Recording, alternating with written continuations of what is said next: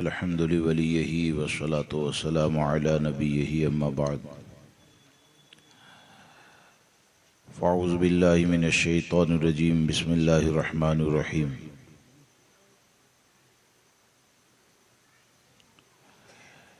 يا أيها الذين آمنوا كتب عليكم الصيام كما كتب على الذين من قبلكم لعلكم تتقون صدق الله العظيم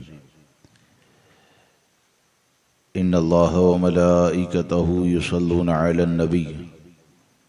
يا أيها الذين آمنوا صلوا عليه وسلموا تسليما اللهم صل على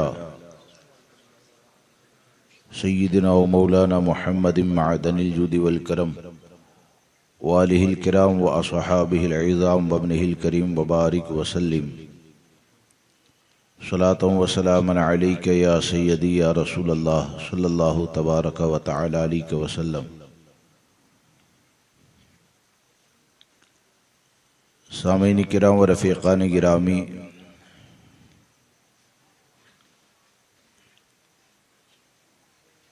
آج کی اس محفل مبارک کو آنے والا جو مہینہ ہے رمضان المبارک کا مہینہ، تو اس ماہ مبارک کی فضیلتوں، برکتوں، ادب و احترام کے حوالے سے ہم کو کس طرح اس کی قدر کرنی چاہیے، اس حوالے سے آج کی محفل کو رکھا گیا ہے۔ رجب، شعبان اور رمضان، یہ تین جو ماہ مبارک ہے، ان تینوں کو اللہ تبارک و تعالیٰ نے فضیلتیں عطا فرمائی ہے۔ آقا کریم صلی اللہ تعالیٰ علیہ وسلم نے رجب کے حوالے سے ارشاد فرمایا کہ رجب یہ میری امت کا مہینہ ہے، اور رجب کو تمام مہینوں پر اسی طرح فضیلت حاصل ہے جیسے میری امت کو تمام امتوں پر فضیلت حاصل ہے۔ اور شعبان المعظم کے حوالے سے ارشاد فرمایا کہ شعبان یہ میرا مہینہ ہے۔ سرکار صلی اللہ تعالیٰ علیہ وسلم نے فرمایا شعبان و شہری، شعبان یہ میرا مہینہ ہے، اور شعبان کو تمام مہینوں پر ایسے ہی فضیلت حاصل ہے جس طرح مجھے تمام انبیاء کرام پر فضیلت حاصل ہے۔ اور رمضان المبارک یہ اللہ تبارک و تعالیٰ کا مہینہ ہے، اور رمضان کو تمام مہینوں پر ایسے ہی فضیلت حاصل ہے جیسے کہ اللہ کو مخلوق پر۔ تو یہ تین ماہ مبارک ہے۔ اللہ تبارک و تعالی ہمیں آپ کو سب کو رمضان المبارکہ کی برکتیں عطا فرمائے۔ اس ماہ مبارک کے استقبال کے حوالے سے یا اس کی فضیلت، اس کے کمالات کے حوالے سے کون اندازہ لگا سکتا ہے کہ وہ ماہ مبارک کہ جس کے بارے میں حدیث پاک میں آتا ہے کہ رمضان المبارکہ کے اعجاز و اکرام میں پورا سال جنت کو سجایا جاتا ہے۔ جنت کو پورا سال یہ سجایا جاتا ہے، اور دھونی سے اس کو خوشبو دی جاتی ہے۔ اور جب رمضان المبارکہ کا پہلا روزہ ہوتا ہے یا پہلی شب ہوتی ہے، تو حدیث پاک میں آتا ہے کہ عرش اعظم کے نیچے سے ایک ہوا چلتی ہے، اور وہ ہوا جب جنت کے درختوں کے پتوں کے ساتھ، زنجیروں کے ساتھ ٹکراتی ہے، تو اس سے وہ آواز پیدا ہوتی ہے کہ آقا کریم صلی اللہ تعالیٰ علیہ وسلم نے فرمایا کہ اتنی پیاری آواز کبھی کسی کانوں نے نہ سنی ہوگی اس ہوا کے چلنے کی بنیاد پر۔ اور یہ ماہ مبارک جب آتا ہے تو حوران بہشت یعنی جنت کی حوریں یہ چھجے کے اوپر آ جاتی ہے، اور اللہ تبارک و تعالیٰ کی بارگاہ میں اس بات کی آرزو رکھتی ہے کہ رمضان المبارکہ میں جو روزہ رکھنے والا ہے اللہ تبارک و تعالیٰ اس بندے کے ساتھ اس کا نکاح فرما دے۔ اور یہ ماہ مبارک ہے کہ جس کی فضیلت میں یہاں تک آیا کہ جب ایک بندہ مومن افطار کرتا ہے تو افطار کے وقت میں 10 لاکھ لوگوں کو اللہ تبارک و تعالی دوزخ سے آزاد فرما دیتا ہے، جنت میں داخل فرما دیتا ہے۔ اور جب رمضان المبارکہ میں جمعہ کا دن اور جمعہ کی رات آتی ہے تو ہر گھڑی میں اللہ تبارک و تعالی اتنے بندوں کو دوزخ سے آزادی عطا فرماتا ہے۔ یہ نبی اکرم صلی اللہ تعالی علیہ وسلم کا صدقہ ہے کہ اللہ تبارک و تعالی نے ہم کو اتنی برکتوں والا مہینہ عطا فرمایا کہ اس کی برکتوں کا یہ حال کہ آقا کریم صلی اللہ تعالی علیہ وسلم نے فرمایا کہ پہلے کی امت کے اوپر جو روزے فرض تھے تو کسی کو یہ خصوصیتیں نہیں دی گئی جو چند خوبیاں اللہ تبارک و تعالی نے رمضان المبارکہ میں میری امت کو عطا فرمائی، پہلے کی امت میں کسی کو نہیں دی گئی۔ اور وہ کون سی خصوصیت ہے جو ہم کو عطا کی گئی ہے؟ ہمارے آقا صلی اللہ تعالی علیہ وسلم ارشاد فرماتے ہیں کہ رمضان المبارکہ میں جب کوئی روزہ رکھتا ہے، ایمان والا روزہ رکھتا ہے، تو آپ نے ارشاد فرمایا اس کے منہ سے جو بو پیدا ہوتی ہے وہ اللہ تبارک و تعالی کی بارگاہ میں مشک سے زیادہ پاکیزہ ہوتی ہے۔ بو جو پیدا ہوتی ہے وہ رب کی بارگاہ میں مشک سے زیادہ پاکیزہ ہوتی ہے۔ اور پھر ارشاد فرمایا کہ رمضان المبارکہ میں یہ فضیلت میری امت کو دی گئی، یعنی مطلب یہ ہے کہ نیک کام کرنے میں آسانی ہو، دل کے اندر وسوسہ پیدا نہ ہو، شیطان وسوسے نہ ڈالے۔ تو ہم کو یہ فضیلت دی گئی کہ ہمارے آقا ارشاد فرماتے ہیں کہ شیطان کو زنجیروں میں قید کر لیا جاتا ہے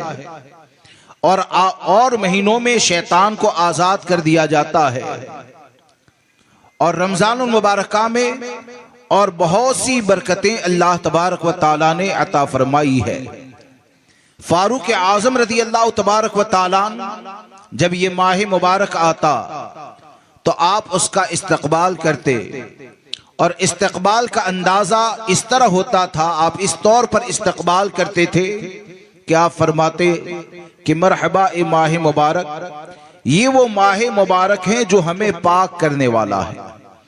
اس کا دن جو ہوتا ہے رمضان کا، آپ فرماتے ہیں وہ بھی خیر ہے، یعنی بھلائی ہے۔ اس کی رات جو ہوتی ہے قیام کیا جاتا ہے وہ بھی خیر اور بھلائی ہی کے اوپر مشتمل ہے۔ اور پھر آپ فرماتے ہیں کہ اس ماہ مبارک میں کوئی اپنے اہل و عیال پر خرچ کرتا ہے تو اس خرچ کرنے کا ثواب اللہ تبارک و تعالی راہ خدا میں خرچ کرنے کے ثواب کے برابر عطا فرماتا ہے۔ تو ان تمام چیزوں سے یہ سمجھ میں آتا ہے کہ یہ ماہ مبارک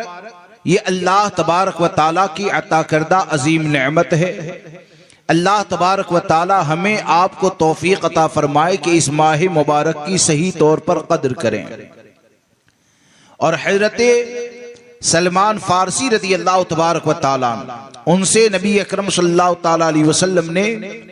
اس ماہ مبارک کی فضیلتوں کے حوالے سے بہت سی باتیں ارشاد فرمائی، جن میں سے چند باتیں یہ ہے کہ آقا کریم صلی اللہ تعالیٰ علیہ وسلم ارشاد فرمایا کہ اس ماہ مبارک میں کوئی اگر فرض کو ادا کرتا ہے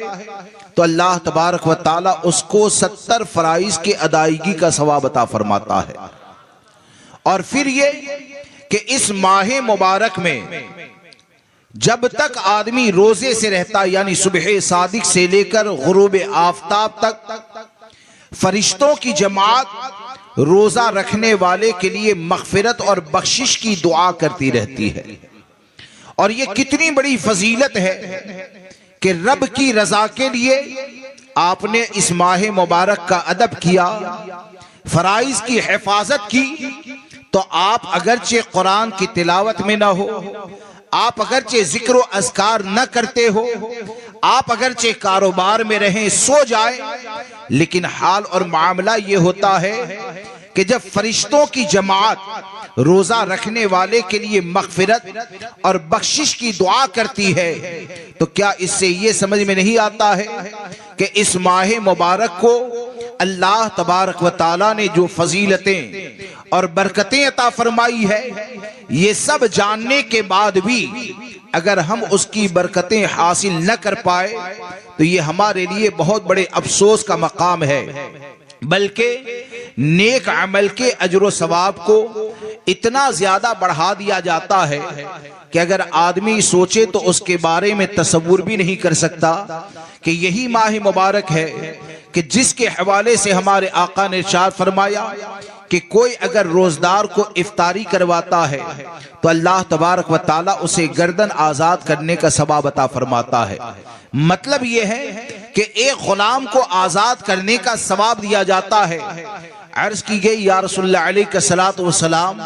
ہمارے اندر بہت سے ایسے ہیں جو اس بات کی طاقت و استطاعت نہیں رکھتے کہ کسی کو افطاری کروائے، تو ہمارے آقا صلی اللہ تعالی علیہ وسلم ارشاد فرمایا کہ افطاری اگرچہ ملاوٹ والے دودھ سے کروائی جائے، یعنی پیور اور خالص دودھ نہیں، ایسا دودھ کہ جس کے اندر پانی ملا ہوا ہے، لیکن یہ کہ اگر افطاری میں وہ دودھ بھی اگر ملاوٹ والا پلا دیا جائے تو ہمارے آقا ارشاد فرماتے ہیں اللہ اسے بھی وہی اجر عطا فرماتا ہے۔ پھر آپ نے آگے ارشاد فرمایا اس کی بھی اگر طاقت نہیں ہے تو اگر چھوارے کے ذریعے افطاری کروا دیے وہ بھی نہیں ہے تو پانی کے چند گھونٹ کے ذریعے اگر افطاری کروا دی جائے تب بھی اللہ تبارک و تعالی اسے وہی اجر و ثواب عطا فرماتا ہے۔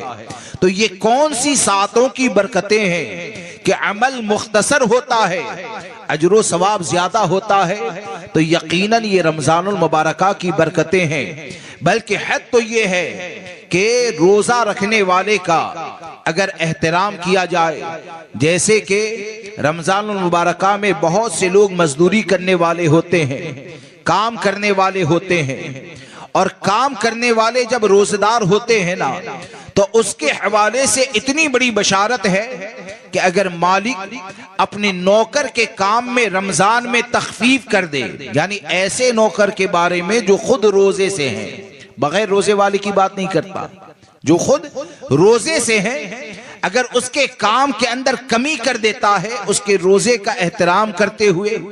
اس کی محنت کو دیکھتے ہوئے، تو اگر نوکر سے کم کام لیتا ہے تو ہمارے آقا صلی اللہ تعالی علیہ وسلم ارشاد فرماتے ہیں اللہ اس مالک کو دوزخ کی آگ سے نجات عطا فرماتا ہے۔ اللہ تبارک و تعالی اس مالک کو دوزخ کی آگ سے نجات عطا فرماتا ہے۔ اب اتنی سب فضیلتیں جب اس ماہ مبارک کو عطا کی گئی تو ہم کو یہ دیکھنا ہے کہ کیا ان فضیلتوں کے اوپر ہماری نظر ہے، کیا ان برکتوں کے حوالے سے ہم نے کبھی غور کیا ہے؟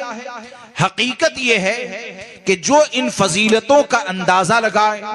اور ان فضیلتوں کے حوالے سے پورے یقین کے ساتھ اس ماہ مبارک کو گزارے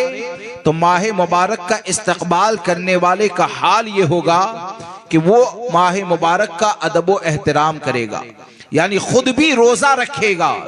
اور خود روزہ رکھنے کے ساتھ اپنے گھر کے اندر بھی روزہ رکھیں، رمضان کا ادب و احترام ہو اس کا انتظام کرے گا۔ لیکن آپ دیکھیں کہ بزرگوں نے رمضان المبارک کی آمد کے اوپر جس طرح خوشی کا اظہار کیا اور استقبال کا جو طریقہ پایا جاتا تھا،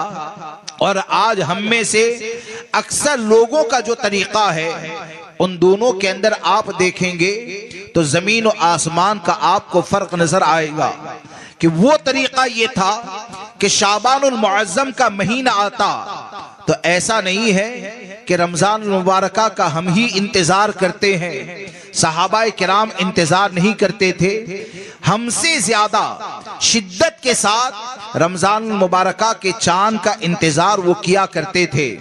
اور رمضان کے استقبال کا طریقہ ہماری طرح نہیں تھا کہ چاند نظر آنے سے پہلے، یعنی یہ چیز عام طور پر اتنی مشہور ہو چکی ہے کہ آج ہو سکتا ہے مجھ سے کوئی سوال کرے تو میں بھی جواب دوں۔ آج ہماری زبان میں کہا جائے کہ رمضان المبارکہ کی تیاری ہو گئی تو آپ مجھے بتائیں، میں آپ سے سوال کروں گا تو آپ کیا سمجھیں گے؟ آپ یہی سمجھیں گے نا کہ پورے مہینے کی کھجور جمع کر لی ہے کہ نہیں ہے، یعنی عرف یہی ہو گیا ہے۔ 4 جمعہ کے جوڑے سلوائے کہ نہیں سلوائے، یہ مال جمع کر لیا یا نہیں کیا۔ اور مجھ سے بھی اگر سوال کرے گا، کیونکہ چلن ایسا ہو گیا ہے، عرف ایسا بن چکا ہے کہ اگر مجھ سے بھی کوئی کہے کہ مولانا آپ نے رمضان المبارکہ کی تیاری کر لی ہے، تو اگر میں نے کچھ بھی جمع نہیں کیا ہوگا نا، ارے نہیں بھائی، رمضان المبارکہ کا مہینہ تو قریب آ گیا لیکن میں نے کوئی تیاری نہیں کی ہے۔ تو ہماری تیاری کا معاملہ کیا ہوتا ہے کہ اتنے کلو کھجور آ جانی چاہیے،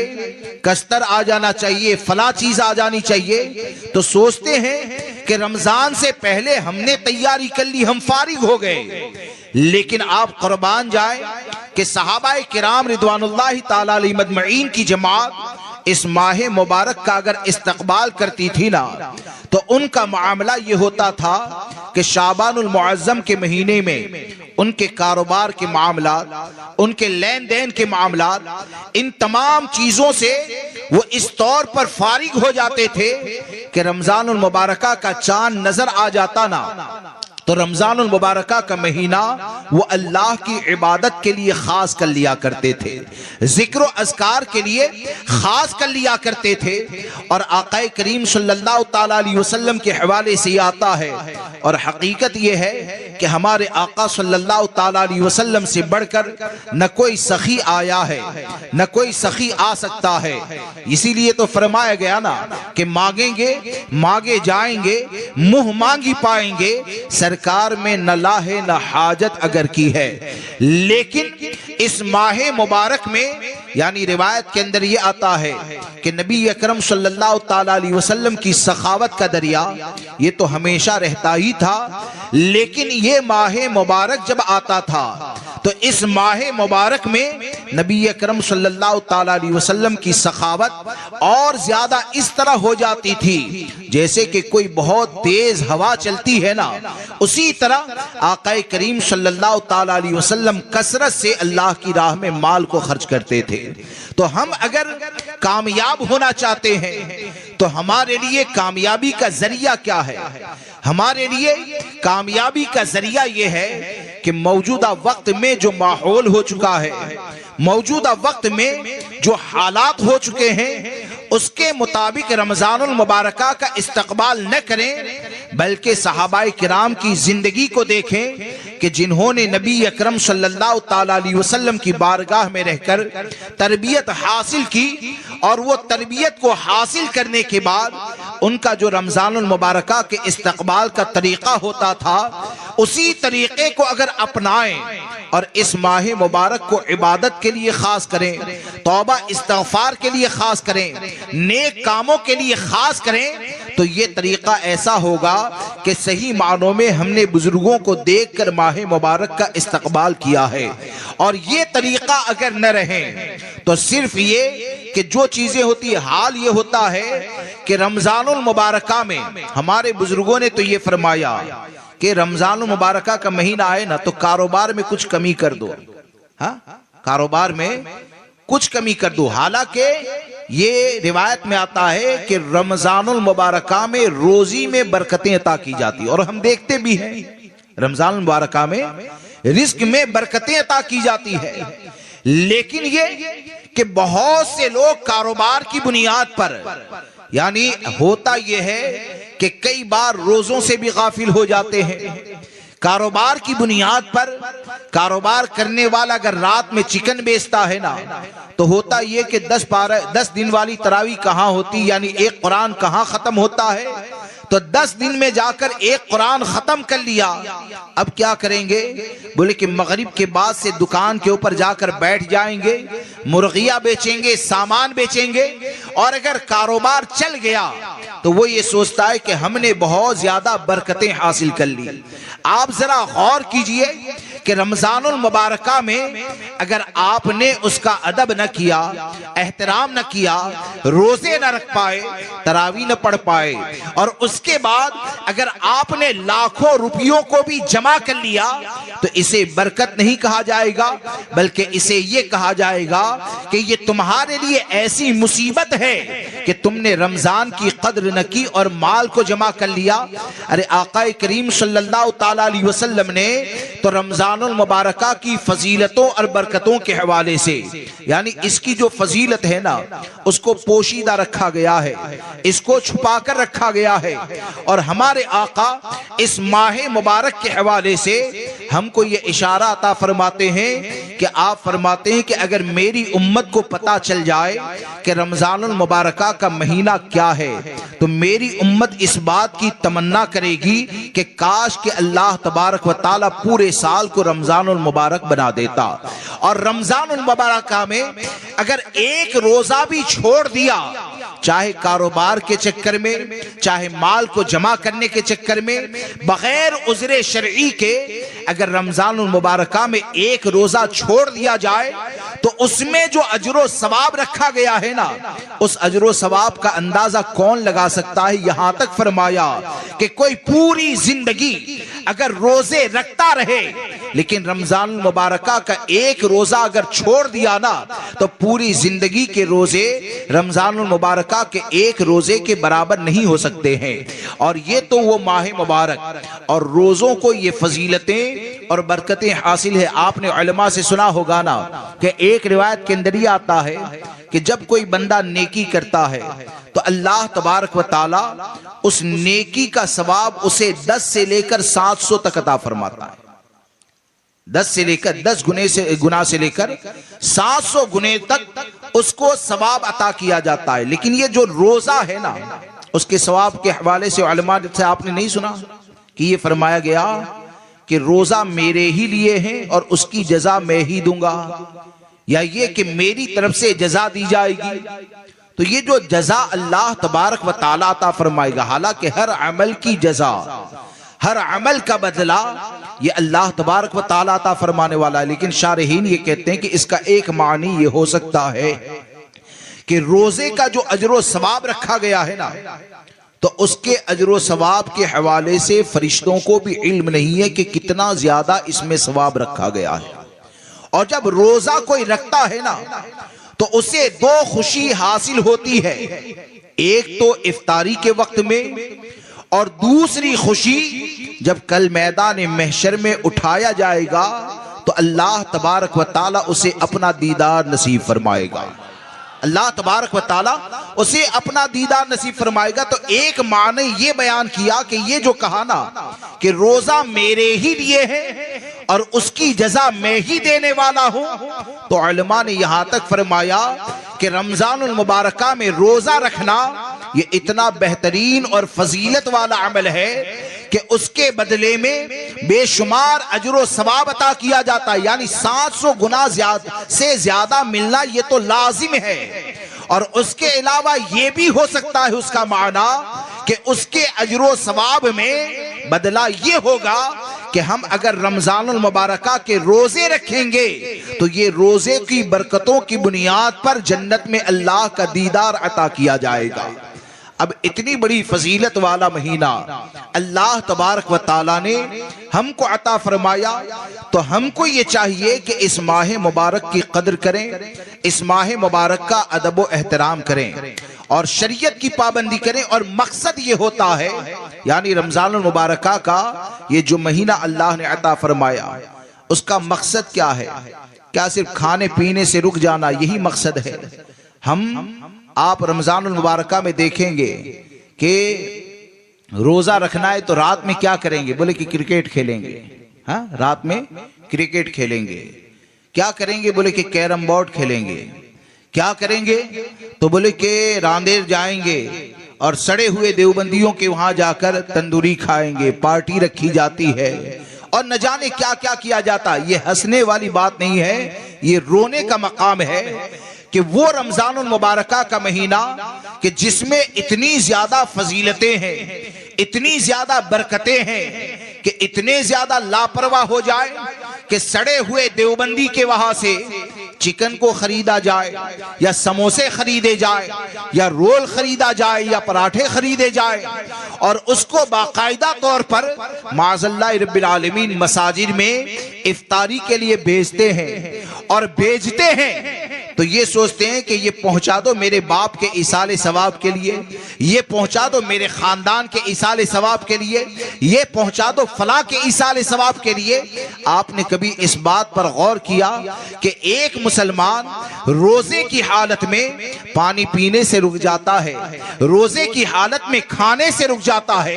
پورا سال اس کے لیے جو کھانا جائز ہے حلال ہے، غروب آفتاب کے بعد جو کھانا اس کے لیے جائز ہے حلال ہے، صبح صادق سے پہلے جو کھانا اس کے لیے جائز اور حلال ہے۔ جب ایک بندے مومن ان جائز چیزوں سے روزے کی حالت میں رب کی رضا کے لیے رک جاتا ہے، تو اگر افطاری میں دیوبندی کے ذبح کیے ہوئے گوشت کا انتظام کیا جائے اور وہاں پر اس گوشت کو رکھا جاتا ہے، تو آپ ذرا سوچیں کہ اس کا انجام کیا ہو سکتا ہے کہ وہ افطاری کرے گا تو حرام چیز کو اپنے پیٹ میں داخل کرے گا، وہ افطاری کرے گا تو حرام کھانا کھائے گا۔ اب حرام کھانا جب اس نے کھا لیا تو یہ حرام کھانے کا معنی کیا ہوگا کہ وہ ماہ مبارک کہ جس میں ایک فرض کو ادا کیا جائے تو ایک فرض کو ادا کریں گے تو اللہ تبارک و تعالی 70 فرائض کے ثواب کو عطا فرماتا ہے، لیکن تو نے جو لقمہ پہنچایا ہے، تو نے جو دیوبندی کا گوشت پہنچایا ہے، تو نے جو دیوبندی کا قیمہ یا پراٹھا پہنچایا ہے، تو اس کا حال اور معاملہ یہ ہوتا ہے کہ تیرا ایک لقمہ کہیں ایسا نہ ہو کہ اس کو فرائض کی حفاظت سے محروم کر دے، تیرا ایک لقمہ ایسا نہ ہو کہ اس کی عبادتوں کو کہیں رد نہ کر دیا جائے۔ اس کی وجہ اور سبب یہ ہے کہ جب آدمی حرام کھائے گا اور حرام غذا کو اپنے پیٹ کے اندر جگہ دے گا تو حرام کی نحوست کا حال یہ ہوتا ہے کہ حرام غذا کی بنیاد پر عبادتوں کو برباد کر دیا جاتا ہے۔ حضرت عبداللہ ابن عمر رضی اللہ تعالیٰ عنہما کہ آپ نے ارشاد فرمایا کہ کوئی بندہ اتنے زیادہ روزے رکھے کہ روزہ رکھنے کی وجہ سے وہ بال سے زیادہ باریک ہو جائے اور اتنے زیادہ قیام کریں، نماز پڑھیں کہ وہ قیام کرتے کرتے کمر سے ٹیڑھا ہو جائے، لیکن آپ فرماتے ہیں وہ اگر حرام کھانے والا ہے تو اللہ تبارک و تعالی اس کے روزوں کو اور نمازوں کو قبول نہیں فرماتا۔ اور یہ کہ آپ اگر دیوبندی وہابی کا ذبیحہ یا یہ کہ وہ جس تیل کے اندر دیوبندی کا گوشت تلتا ہے نا، یہ بھی تو دیکھا جائے نا، آج کے وقت میں احتیاط بہت ضروری ہے۔ سنی کے گھر پر اگر کوئی کھا لے تو اسے ہم حرام خور نہیں کہتے ہیں، بغیر ثبوت کے ہم کسی کو حرام کھانے والا نہیں کہتے ہیں، البتہ یہ کہتے ہیں کہ جب لوگوں نے اسباب ستہ کے نام پر اتنی زیادہ آسانیاں پیدا کر لی تو کم سے کم حالات کو دیکھتے ہوئے حرام سے بچانے کے لیے کچھ سختیاں بھی تو کرنی چاہیے نا، حرام سے بچانے کے لیے کچھ سختیاں بھی تو کرنی چاہیے کہ حرام اگر کھا لیا تو حرام کا اپنا ایک اثر ہوتا ہے، حلال کا اپنا ایک اثر ہوتا ہے۔ ایک مثال میں آپ کو دیتا ہوں کہ مثال کے طور پر ایک بچہ ایسا ہے جو شہد کو پہچانتا نہیں، زہر کو بھی پہچانتا نہیں، اور بغیر پہچانے اگر اس بچے نے شہد کھایا تو فائدہ ہوگا کہ نہیں؟ رے بولیے، میری بات نہیں سمجھے؟ شہد کھایا تو فائدہ ہوگا نا، اور بغیر پہچانے اگر زہر کو کھایا تو نقصان ہوگا نا۔ تو اسی طرح حلال اور حرام غذا کا معاملہ ہوتا ہے کہ حلال کا اپنے اندر ایک اثر ہوتا ہے کہ جو غذا حلال ہوتی ہے تو اس کو اگر کھانے کی عادت بنائی جائے نا تو نصیحت سنتے ہیں تو دل نصیحت بھی قبول کر لیتا ہے۔ حلال کی برکتیں یہ ہوتی ہیں کہ حکم شرع کو سننے کے بعد اس کا دل بیمار نہیں ہوتا ہے، بلکہ وہ جلدی سے حکم شرع کو دل سے لگانے کے لیے تیار ہو جاتا ہے۔ حلال کی برکت اس کا اثر یہ ہوتا ہے کہ حلال اگر کھاتا ہے تو اس کے قدم یہ جائز جگہوں کی طرف جاتے ہیں، لیکن اگر حرام کھانے لگیں اور حرام کو اپنے پیٹ کے اندر جگہ دیتا ہے تو حرام خوری کی عادت یہ ہوتی ہے کہ وہ یہ سوچتا ہے کہ میں تو اتنی زیادہ نصیحتیں سنتا ہوں، میرے دل پر اثر کیوں نہیں ہوتا ہے؟ وہ یہ سوچتا ہے کہ میرے قدم مسجد کی طرف کیوں نہیں جاتے ہیں؟ وہ یہ سوچتا ہے کہ میں رمضان المبارکہ کا ادب کیوں نہیں کر پاتا ہوں؟ تو یقین جانے کہ جہاں پر دل نیکیوں کی طرف مائل نہیں ہوتا ہے، جہاں پر دل شریعت کے احکام کو قبول نہیں کرتا ہے، تو اس میں بہت حد تک حرام غذا کا اثر ہوا کرتا ہے۔ اس لیے ہم کو یہ چاہیے کہ اس بات کو یقین سے جانے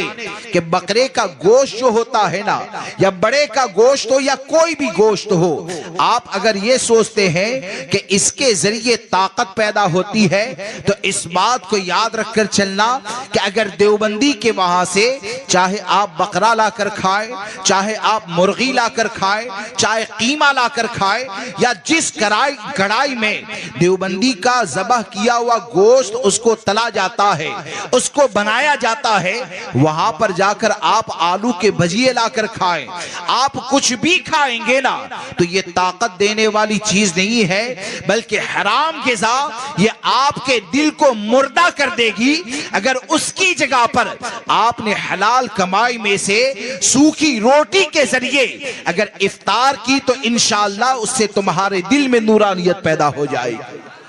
اس لیے رمضان المبارکہ کے قدر میں، اور یہ رمضان المبارکہ ہی کی بات نہیں ہے، یہ تو ہمیشہ کے لیے حرام ہے۔ دیوبندی وہابی کا ذبیحہ یہ تو ہمیشہ کے لیے حرام ہے۔ جب اللہ کی رضا کے لیے آپ روزے کی حالت میں کھانے پانی سے رک گئے جو مغرب بعد جائز ہے، تو یہ تو وہ چیز ہے کہ روزے کی حالت میں کھاؤ، مغرب سے پہلے کھاؤ، مغرب کے بعد کھاؤ، شعبان میں کھاؤ، رجب میں کھاؤ، زندگی میں کبھی بھی کھاؤ گے تو جب اس کو حرام کر دیا گیا ہے تو اس بات کو یاد رکھ کر چلیں کہ افطاری کا انتظام اگر ہم کو کرنا ہے نا تو ہمارے اوپر واجب نہیں ہے کہ گوشت کھلانا ہی پڑے گا، ہمارے اوپر واجب نہیں ہے کہ روزانہ آپ گوشت کھائیں گے تبھی اجر و ثواب دیا جائے گا، ہمارے اوپر واجب یہ ہے کہ گوشت کھائیں، سبزی کھائیں، چاول کھائیں، جو بھی کھائیں، ہمارے اوپر فرض یہ ہے کہ رزق حلال ہی کھائے، رزق حلال ہی کھائے۔ تو ان چیزوں کا لحاظ کریں، ان چیزوں کا ادب و احترام کریں۔ ایک مرتبہ درود پاک پڑھ لیجئے، اللہم صلی علی۔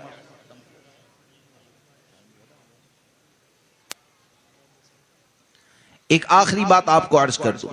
روزہ جو رکھا جاتا ہے، روزہ رکھنے کا مقصد کیا ہوتا ہے؟ یہ مہینے کو ہمدردی کا مہینہ بھی قرار دیا گیا، یعنی غریبوں کے ساتھ محبت کرنا، ان کا خیال رکھنا، غریبوں کے ساتھ محبت کرنا، ان کا خیال رکھنا۔ اور اس بات کو یاد رکھ کر چلیں کہ حقیقت اگر دیکھنے جائے تو بزرگوں نے یہ فرمایا کہ غریب جو ہوتا ہے نا وہ مالدار کا ڈاکٹر ہے۔ کیا ہے؟ غریب جو ہوتا ہے، نیک غریب جو لوگ ہوتے ہیں، تو بزرگوں نے فرمایا کہ غریب یہ مالداروں کے طبیب ہے۔ کیسے طبیب ہیں؟ کہ ہم کو کیا فرمایا گیا؟ ہم کو یہ تعلیم دی نا کہ بیمار ہو جاؤ تو اپنا علاج صدقے کے ذریعے کرو۔ کس کے ذریعے کرو؟ صدقے کے ذریعے کرو۔ تو صدقے کے ذریعے آپ نے علاج کیا تو صدقہ لے گا کون؟ غریب لے گا نا۔ تو غریب نے صدقہ لیا، تمہاری بیماری دور ہوئی، تو غریب کون ہوا؟ مالدار کا ڈاکٹر ہوا۔ کون ہوا؟ طبیب ہوا۔ یہاں تک بزرگوں نے فرمایا کہ غریب جو ہوتا ہے نا وہ مالداروں کے مال کا محافظ ہوتا ہے، مالداروں کے مال کی حفاظت کرتا ہے۔ بزرگوں نے فرمایا کہ مالدار کے پاس جو مال رکھا ہوا ہے نا تو غریب اس کے مال کا محافظ ہوتا ہے۔ کیوں محافظ ہوتا ہے؟ کہ جب وہ زکوٰۃ نکالے تو زکوٰۃ مالدار کو تو دے گا نہیں، غریب کو دے گا۔ جب وہ صدقہ نکالے گا تو جب اس کی زکوٰۃ کو، اس کے صدقہ کو رب تبارک و تعالیٰ کی بارگاہ میں قبول کر لیا جاتا ہے تو اس کا مال بربادی سے محفوظ ہو جاتا ہے۔ تو یہ کس کے ذریعے ہوا؟ یہ بھی غریب کے ذریعے ہوا۔ یہاں تک بزرگوں نے فرمایا کہ غریب یہ مالدار کا قاصد ہے، غریب یہ مالدار کا قاصد ہے۔ قاصد کیسے؟ یعنی کوئی یہ چاہتا ہے کہ میرے والد کو ثواب پہنچے، یا سنی رشتہ دار میں جو عزیز و اقربا ہے ان کو ایصال ثواب کرنا چاہتا ہے تو کیسے قاصد ہوگا کہ کسی غریب آدمی کو آپ نے پیسہ دیا اور پیسہ جیسے آپ دیں گے اس نے قبول کر لیا تو اس کا مال قبول کرنا یہ تمہارے رشتہ دار میں کی قبر میں اجر و ثواب کا ذریعہ ہے. تو یہ ثواب کس کے ذریعے پہنچا؟ تو قاصد کون ہوا؟ یہ غریبوں کی جماعت ہوئی. تو اس ماہ مبارک میں اس کا بھی خیال رکھیں، اور غریب اس چیز کا خیال ضرور رکھیں کہ اپنے آپ کو ہاتھ پھیلانے سے ہمیشہ بچائے رکھیں، یہ لازم ہے. ہاں ایسے نہیں آج جو مانگتے ہیں نا 15 لاکھ روپے پاس میں، اور حقیقت یہ ہے کہ یہ ایسے کرو گے نا، یہ مانگنے میں ہوتا یہ ہے کہ فقیری اور غربت کا دروازہ کھول دیا جاتا ہے. مانگنے میں فقیری اور غربت کا دروازہ کھول دیا جاتا ہے. زکوٰۃ کے حقدار ہونا اور ہے، اور یہ کہنا کہ مجھے زکوٰۃ دو یہ اور ہے. زکوٰۃ کے حقدار ہونا، زکوٰۃ کا حقدار تو وہ بھی ہوتا ہے نا. مثال کے طور پر میرا 20,000 روپے کا خرچ ہے، ایک مہینے میں وہ خرچ ہو جاتے ہیں. اب ایک مہینے میں خرچ ہو جاتے ہیں نا تو پہلی تاریخ آئے گی تو ظاہر سی بات ہے ایک مہینے میں خرچ ہو جائیں گے تو میں مالدار نہیں ہوں، میں شرعی فقیر ہوں. لیکن جب مجھے پتا ہے کہ میرے مہینے کا خرچ تو اس سے چل ہی جاتا ہے تو سوال کرنا یہ میرے لیے جائز. ارے بولیے، یعنی آج لوگوں نے یہ سمجھ لیا کہ جو بھی زکوٰۃ کا حقدار ہے نا تو اس کو سوال کرنا یہ جائز ہو جاتا ہے. سوال کرنا زکوٰۃ کے حقدار کے لیے جائز نہیں ہے، اس کے لیے جائز ہے کہ جس کے پاس کچھ بھی نہ ہو، یعنی کھانے کے لیے بھی کچھ نہ ہو، بھوکا رہ جائے گا، تو اس کے لیے یہ سوال کرنا جائز ہے. اس کی جگہ پر چلن یہ بنا دیا کہ 8 لاکھ روپے پڑے ہیں، زکوٰۃ ذرا دے دینا نا. بولے کہ مکان خریدنا ہے، تم ذرا دے دو گے نا تو مکان خرید لیں. تو یہ کون سا طریقہ ہے؟ یہ بھیک مانگنے کا طریقہ ہے، یہ نہ کریں. یعنی مالدار تو اپنا حق ادا کریں، اور غریب کی ذمہ داری یہ ہے کہ یہ سوال کرنے سے تو صحابہ کرام اس حد تک پرہیز کرتے تھے نا کہ بہت سے صحابہ کے بارے میں یہ آتا تھا کہ سرکار صلی اللہ تعالی علیہ وسلم نے سوال کرنے سے اتنی سختی سے صحابہ کرام کو روکا، اور اس طور پر تعلیم عطا فرمائی کہ صحابہ کرام اگر اونٹ یا گھوڑے کے اوپر سواری بھی کرتے اور ان کے ہاتھ سے ان کا کوڑا گر جاتا نا، تو جیسے کہ میں جانور کے اوپر سوار ہوں، اونٹ کے اوپر سوار ہوں، چابک میرے ہاتھ سے گر گیا تو یہ نیچے گرانا، تو صحابہ کرام جیسے دوسرے لوگ چلتے ہیں، ابھی یہ رومال گر جائے میں کہوں گا مولانا یہ ذرا دے دو نا،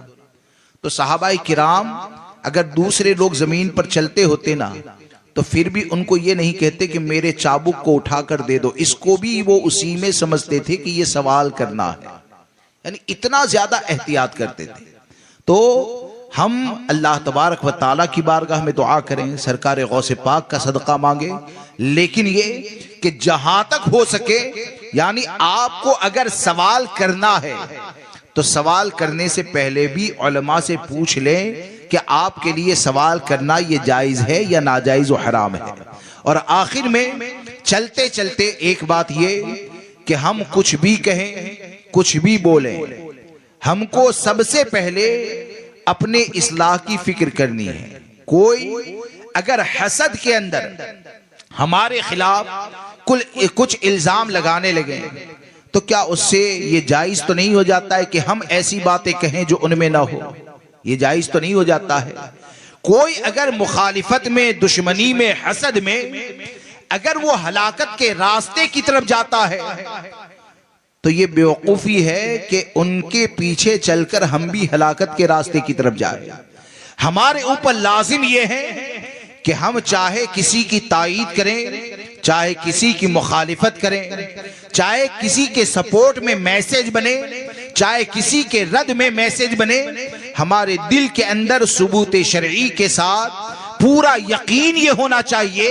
کہ یہ رد کرنا بھی ہمارے لیے نجات کا ذریعہ ہے، تائید کرنا بھی نجات کا ذریعہ ہے. جب تک یہ پتہ نہ ہو ہم کسی کی بغیر ثبوت شرعی کے مخالفت کرنے سے پرہیز کریں، اور اس بات کو یاد رکھ کر چلیں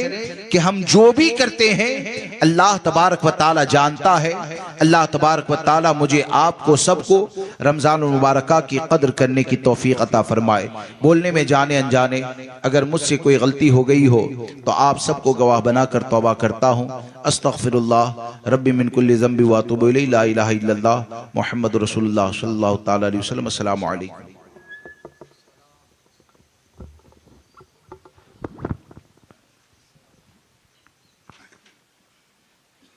مصطفیٰ جان رحمت پہ لاکھوں سلام، شمع بز میں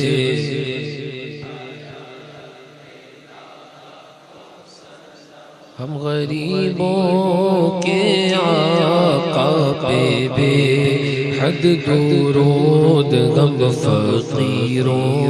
کی سرمت پہ لاکھ، وہ ابو بکر و فاروق عثمان علی، چار باغ خلافت پہ لاکھوں سلام، غوث و خواجہ رضا حمید و مصطفیٰ، غوث و خواجہ رضا حمید و مصطفیٰ، اور تاج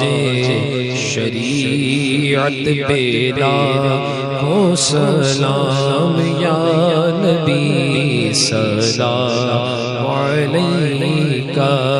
یا رسول سلام،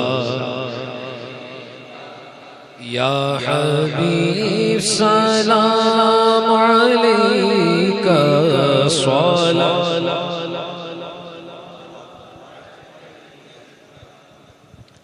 الصلاۃ والسلام علیک یا رسول اللہ وعلی آلک واصحابک یا شفیعنا یوم الجزاء صلی اللہ تبارک و تعالی علیہ وسلم۔ بسم اللہ الرحمن الرحیم۔ اللہم ربنا آتنا فی الدنیا حسنۃ وفی الآخرۃ حسنۃ وقنا عذاب النار۔ اللہم رب ارحمہما کما ربیانی صغیرا، ربنا لا تجعلنا فتنة للقوم الظالمین ونجینا برحمتک من القوم الكافرین، یا مقلب القلوب ثبت قلوبنا علی دینک، اللہم استرنا بسترک الجمیل، اللہم افردنی لما خلقتنی لہ ولا تشغلنی بما تکفلت لی بی ولا تحرمنی وانا اسألک ولا تعذبنی وانا استغفرک۔ یا اللہ یا رحمان یا رحیم، دل ہمارا کن مستقیم بحق ایاک نعبد و ایاک نستعین۔ یا الہ العالمین، آج کی اس محفل کو تیری عطا کردہ توفیق سے سجایا گیا، کہنے میں، سننے میں، پڑھنے میں جانے انجانے کوئی خطا ہو، غلطیوں سے معاف فرما۔ آج کے ذکر کو تیری بارگاہ میں قبول فرما۔ یا الہ العالمین، کہنے والے سننے والے سب کو کہنے سننے سے زیادہ اس ماہ مبارک کا ادب و احترام کرنے کی توفیق عطا فرما۔ یا الہ العالمین، اس ماہ مبارک کو تمام سنیوں کے لیے گناہوں سے پاک ہونے کا ذریعہ بنا دے۔ یا الہ العالمین، اس ماہ مبارک کے صدقے ہم تمامی حضرات کے دلوں میں گناہوں کی نفرت عطا فرما، نیکیوں کی محبت نقش فرما۔ یا الہ العالمین، جن لوگوں نے آج کی اس محفل کا انعقاد کیا سب کو دونوں جہاں کی بلائیاں عطا فرما، تمام سنیوں کے رزق حلال میں برکتیں عطا فرما، حرام روزی سے بچا، حرام لقمے سے بچا۔ یا الہ العالمین، حاسدین کے حسد سے، شریروں کے شر سے، مفسدوں کے فساد سے ہماری بالخصوص جماعت رضائے مصطفیٰ کی حفاظت فرما۔ یا الہ العالمین، جماعت رضائے مصطفیٰ میں جتنے بھی نوجوان کام کرتے ہیں، اپنا وقت دیتے ہیں، اور اس کے علاوہ جتنے بھی معاونین ہیں، مخلصین ہیں، طلبہ ہیں، علماء ہیں، یا اللہ سب کو امام اہل سنت کے تسلف الدین کا صدقہ عطا فرما، امام اہل سنت کے عشق رسول کا صدقہ عطا فرما، امام اہل سنت کے صدقے ہم سب کو حق پر استقامت عطا فرما۔ یا الہ العالمین، ہمیں ہماری قیامت تک آنے والی نسلوں کو سرکار غوث اعظم کی محبت میں جلا، آپ کی محبت میں موت نصیب فرما، میدان محشر میں سرکار غوث اعظم کے غلاموں میں ہمارا حشر فرما۔ یا الہ العالمین ہمیں ہماری قیامت تک آنے والی نسلوں کو سرکار غوث اعظم کی پشپناہی نصیب فرما۔ یا الہ العالمین جناب ساداب رضا جو گلے کو لے کر آواز کو لے کر پریشان ہیں، یا اللہ سرکار سیدنا غوث اعظم رضی اللہ تبارک و تعالیٰ عنہ کے صدقے ان کو صحت و عافیت عطا فرما۔ ان کی جو بھی پریشانیاں ہیں یا اللہ اس ماہ مبارک کے صدقے ان کی تمام پریشانیوں کو دور فرما۔ یا اللہ ہمیں ہماری قیامت تک آنے والی نسلوں کو اہل سنت و جماعت پر جسے آج پہچان کے لیے مسلک اعلیٰ حضرت کہا جاتا ہے اسی پر قائم رکھ، اسی پر خاتمہ فرما۔ ان اللہ و ملائکتہ یصلون علی النبی یا ایھا الذین آمنوا صلوا علیہ وسلموا تسلیما۔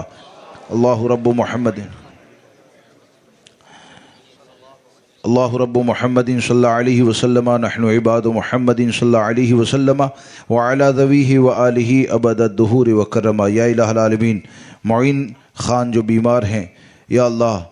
تیرے محبوب بندوں کے صدقے ان کو صحت و عافیت خیر کے ساتھ ایمان کی سلامتی والی لمبی زندگی عطا فرما۔ جو بھی بیمار ہے ان کو شفا عطا فرما۔ ہم میں سے جن لوگوں کے والدین ایمان کے ساتھ دنیا سے رخصت ہوئی یا اللہ ان سب کی مغفرت فرما، ان کی قبر پر رحمت و نور کی بارش نازل فرما۔ یا الہ العالمین ان کی قبر کو تا حد نگاہ کشادگی عطا فرما۔ ہمارے والدین میں سے جو بھی دنیا سے رخصت ہوئے یا اللہ ان کی قبر کو جنت کے باغوں میں سے ایک باغ بنا دے۔ ہم میں سے جن لوگوں کے والدین اہل سنت و جماعت پر زندہ ہے یا اللہ ان کا ادب و احترام کرنے کی توفیق عطا فرما، ان کو راضی رکھنے کی توفیق عطا فرما، ان کی رضا کو ہمارے لیے نجات و بخشش کا ذریعہ بنا۔ وصلی اللہ تبارک و تعالی علی خیر خلقہ وقاسم رزقہ سیدنا محمد وآلہ وصحابہ اجمعین برحمتک یا ارحم الراحمین۔ ایک دو اعلان سماعت فرما لیں کہ تبارک کا اہتمام کیا گیا، تبارک بھی لے کے جائیں۔